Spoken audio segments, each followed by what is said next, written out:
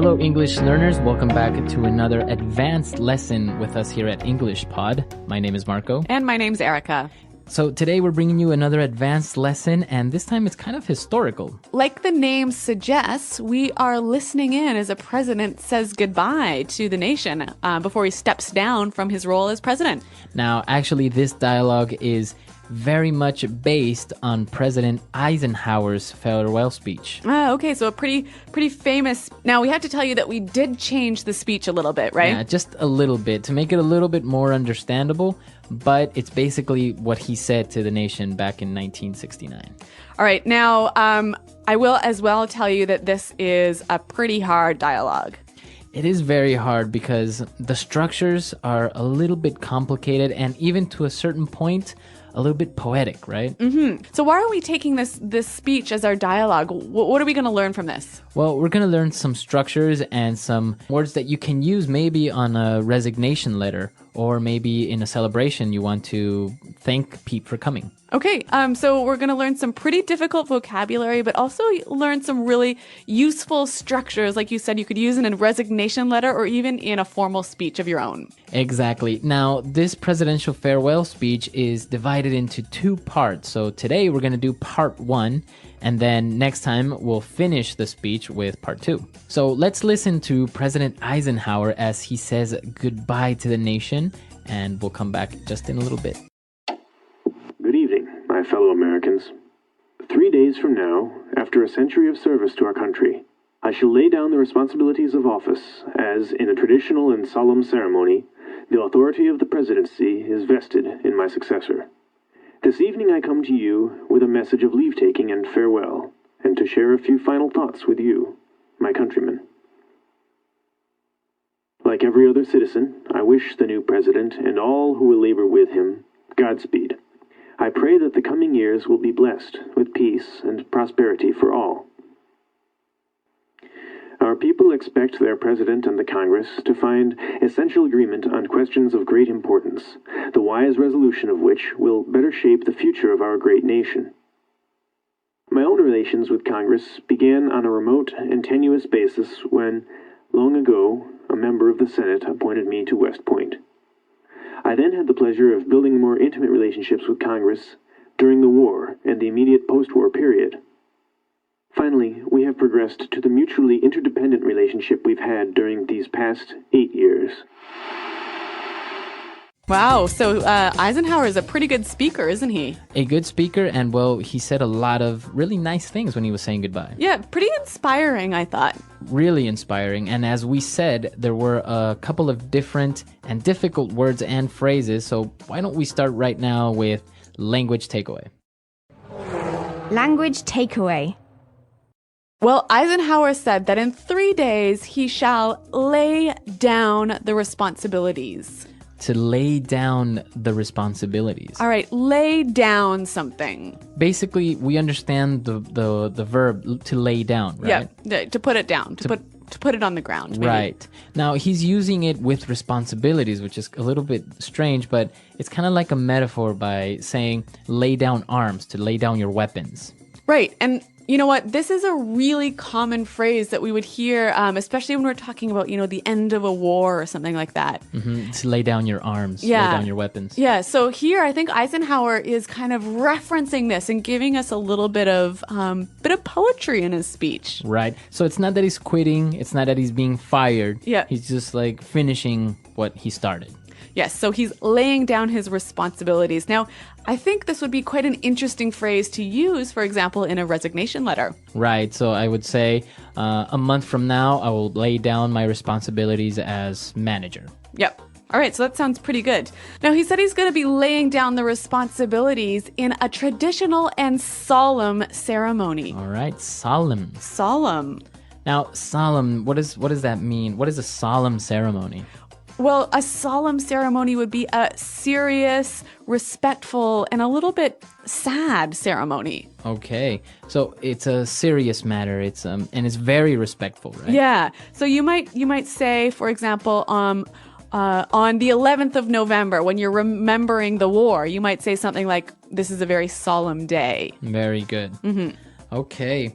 And the authority of the presidency is vested in my successor. Okay, so interesting verb. No, wait. So interesting word, vested. Vested.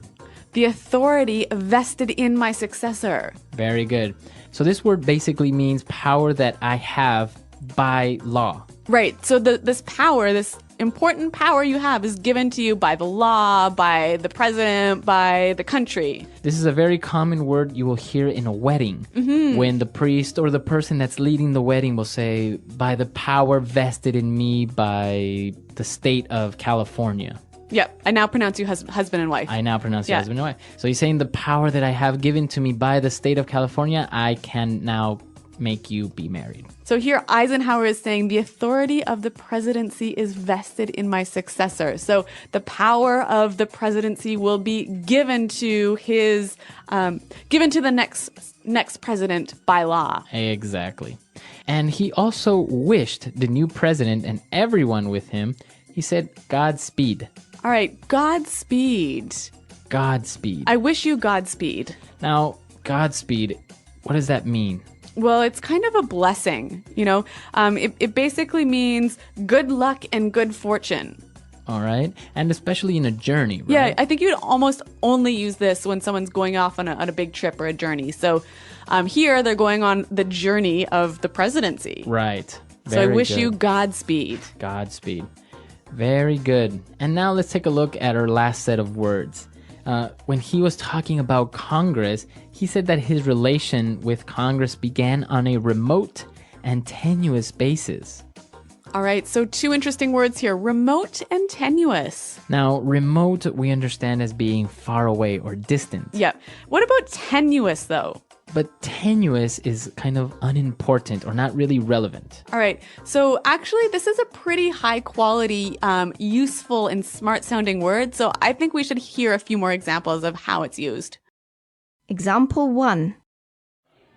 How can you say the Earth is actually getting cooler? That is a pretty tenuous argument. Example 2. John believes that Elvis Presley is still alive. He's got a tenuous hold on reality. Example 3. You're making yourself seem more important than you are. The connection between our company's success and your performance is tenuous at best. All right, so as we've said, these are some pretty difficult words that we found in the dialogue. But now I want to go and look at some really interesting formal structures that Eisenhower used here. So let's look at those now in Fluency Builder. Fluency Builder. All right, on Fluency Builder today, we have 3 phrases. And, well, starting with the first one, I think it's one of the most interesting ones. He said, 3 days from now, after half a century of service of our country, I shall lay down the responsibilities of office. All right, so what's interesting about this? If you take a look at the structure, he's saying 3 days from now, which is Future. And then he makes a reference to the past after a half century of service. Okay, so we got future, past. And then again, future. I shall lay down the responsibilities. All right, so this actually is quite a good structure if you're giving a farewell speech, or even I could imagine using this at a wedding. Right. How would you use it in a wedding? Well, I might say 12 hours for now, after a long and beautiful relationship, this couple shall marry. Very good. So you're making reference to the future and then a past event or something that's been going on for a while. And then future again. Why don't we do one more example?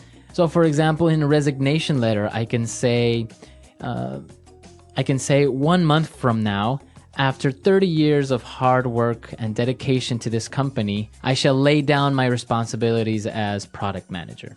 All right, interesting. So we can use it, and it sounds good. It sounds very professional and very poetic. Very poetic. Yeah. It sounds nice. Yeah. All right, so that's one interesting structure. Now, why don't we go on to this next kind of very formal and helpful in a very formal speech? Well, President Eisenhower said, "This evening I come to you with a message of leave-taking and farewell." So this evening I come to you with a message of leave-taking and farewell. So it's a very nice way of saying, I'm talking to you today because I am saying goodbye. Yes. So what I really like about this phrase is the beginning part.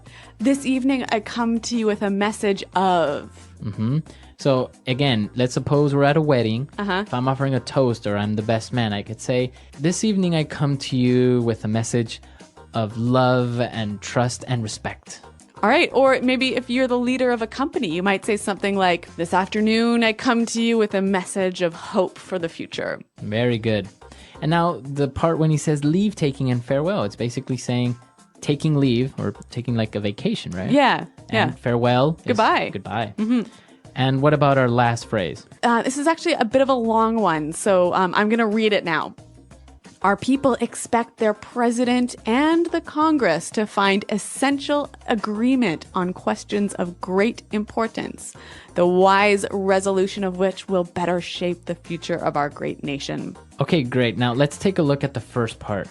Basically, he's saying the people expect the president and the Congress to give them answers, right? Or, yeah, to agree on important issues. But in the part when he says the wise resolution of which will better shape the future of our great nation. Yeah, and this is the part I want to focus on, the wise resolution of which. Now, this is a really wonderful sort of formal structure. So we can see what he's doing here. He's talking about the first idea, right? So the president and the Congress need to find agreement on important issues, right? Now, the wise resolution of which, so he's referring back to that idea. So the wise resolution of what? Of the essential agreement on questions of great importance. Right. So really useful structure. Why don't we hear a few more examples of this? Example 1.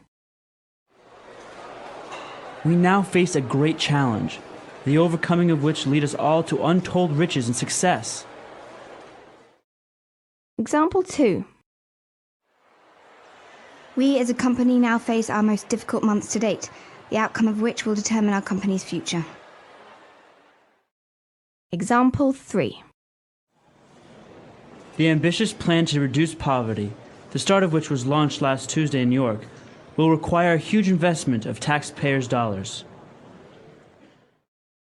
All right, so as you can hear from the examples, we have the main idea, and then he passes on, but then kind of refers back to it again. Yeah, and this sounds quite formal, but also quite literary and intelligent, doesn't it? It makes you sound well-spoken. Very good. This was quite a difficult dialogue with some really interesting and tricky structures and words. So why don't we hear it one more time all together? Good evening, my fellow Americans. 3 days from now, after a century of service to our country, I shall lay down the responsibilities of office as, in a traditional and solemn ceremony, the authority of the presidency is vested in my successor. This evening I come to you with a message of leave-taking and farewell, and to share a few final thoughts with you, my countrymen. Like every other citizen, I wish the new president and all who will labor with him Godspeed. I pray that the coming years will be blessed with peace and prosperity for all. Our people expect their president and the Congress to find essential agreement on questions of great importance, the wise resolution of which will better shape the future of our great nation. My own relations with Congress began on a remote and tenuous basis when, long ago, a member of the Senate appointed me to West Point. I then had the pleasure of building more intimate relationships with Congress during the war and the immediate post-war period. Finally, we have progressed to the mutually interdependent relationship we've had during these past 8 years. All right, we're back, and here with us in the studio we have Pete, the actor in the dialogue of President Eisenhower's presidential farewell speech. He's a pretty convincing actor at that. Not quite. So Pete is going to give us a little bit of insight about President Eisenhower. All right, so what can you tell us about President Eisenhower? Well, he started off as a general. He was an accomplished officer all through the early 20th century, and then he was the supreme commander of the Allied Expeditionary Force in World War II. And so now he's most famous for D-Day. He was leading it?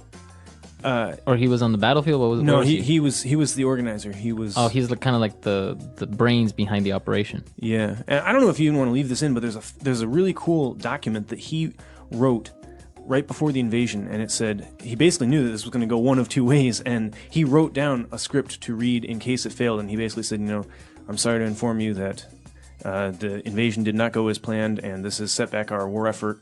And when the invasion went well, he threw that in the trash, and then one of his aides found that and was like, wow, this is a historical document, and they kept the... Really? Yeah. So they have the copy. Alternate history. All right, so he was an accomplished general, an amazing warrior, but what about his presidency? Well, at the beginning, probably the biggest thing he did was to wrap up the Korean War, which was a vow he made during his campaign, and then he visited Korea. Obviously, the war is still technically on, but they did arrange a ceasefire. Eisenhower built up the interstate highway system, which is one of the big reasons that America was able to become economically successful in the 20th century. He did it basically so that in case of a war, we'd have an easy way of shipping our soldiers and nukes across the country. But but it worked well anyways. Yeah, it's one of these things that pays a side benefit. At least he had to sell it to the country that way. It's very likely that he didn't intend ever to use it that way. But you have to have it's like the war on terror. You got to sell these things. Well, and I guess it's had a huge impact, not only on the economy of the states, but also like the culture and the way that people view the car and its effect on society. Definitely. So pretty influential guy, this Eisenhower. Yeah, and a very historical lesson. It's just a little bit of a culture and maybe some insight on American history. It's not like we're politically active or anything, but yeah, it was some interesting information there, and also, well, he was considered to be a pretty good president. Yeah, he's rated, I wouldn't say among the top 5 or so, but quite accomplished. Well, maybe not the greatest president we've ever seen, but he wrote a pretty good farewell speech, so I think we have that to thank him for. All right, guys, so if you have any other questions or comments, you can come to the website at englishpod.com, and you can leave them there for Erica or I. Okay, so thanks for downloading, you guys, and until next time, goodbye. Bye.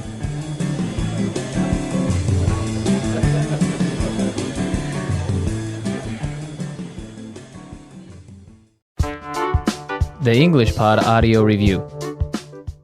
Listen to the meaning, then say the vocabulary word. The national legislative body of the United States, consisting of the Senate and the House of Representatives. Congress. Flimsy, weak, or uncertain. Tenuous. A hill in Washington, D.C., where the Capitol building sits and Congress meets. Capitol Hill. Serious, formal. Solemn. To present as a gift or an honor. Confer. Bestow. To give someone the legal right or power to do something. Vest. Difficult to accomplish, strenuous. Arduous. An economic state of growth with rising profits and full employment. Prosperity. A formal statement of agreement. Resolution. Used to wish success to someone who is going away. Godspeed. Let's try that faster. To give someone the legal right or power to do something. Vest. Difficult to accomplish, strenuous. Arduous. Used to wish success to someone who is going away. Godspeed. To present as a gift or an honor. Confer. Bestow. A hill in Washington, D.C., where the Capitol building sits and Congress meets. Capitol Hill. The national legislative body of the United States, consisting of the Senate and the House of Representatives. Congress. Serious, formal. Solemn. An economic state of growth with rising profits and full employment. Prosperity. a formal statement of agreement. Resolution. Flimsy, weak, or uncertain. Tenuous. Now say the word and hear it in a sentence. Tenuous.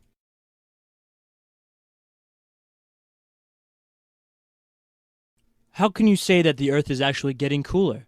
That is a pretty tenuous argument. Tenuous.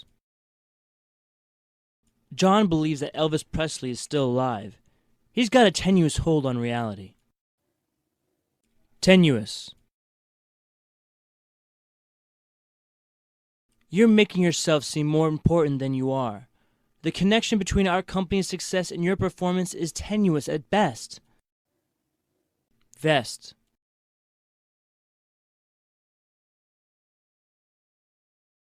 With the powers vested in me, I now pronounce you husband and wife. Vest.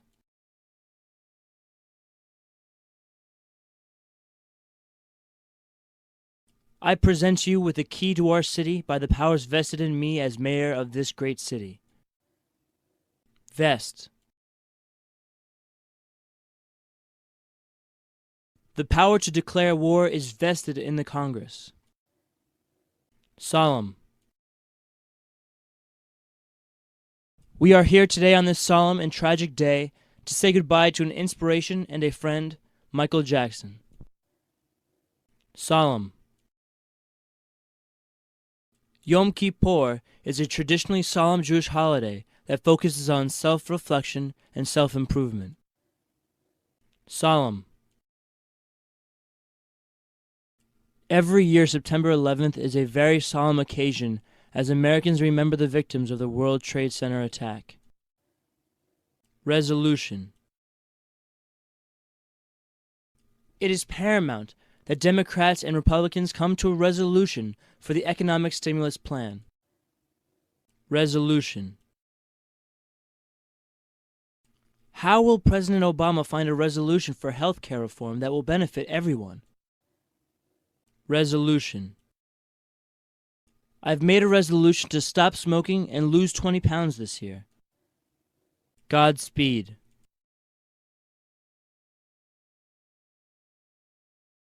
We wish you Godspeed. May you return from your journey safely. Godspeed. Godspeed. When you are fighting for our country, know that your family is proud of you. Godspeed. It's time for me to go out and experience life for myself. Goodbye and Godspeed.